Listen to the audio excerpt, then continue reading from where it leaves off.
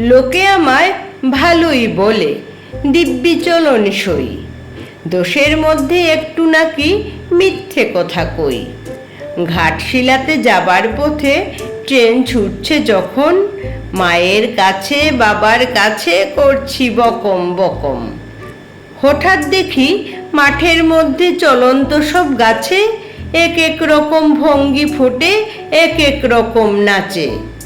ওমা, দেখো নৃত্যনাট্য! যেই বলেছি আমি, মা বকে দে, বড্ড তোমার বেড়েছে ফাজলামি।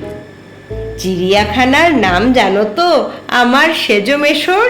আদর করে দেখিয়ে দিলেন পশুরাজের কেশর।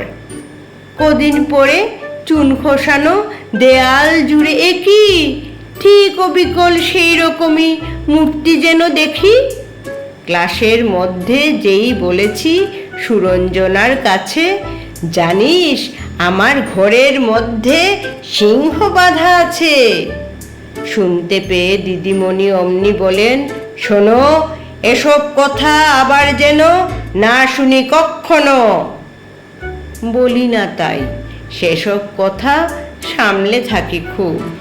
কিন্তু সেদিন হয়েছে কি এমনি বেয়াকুব, আকাশ পারে আবারও চোখ গিয়েছে আটকে। শরৎ মেঘে দেখতে পেলাম রবীন্দ্রনাথকে।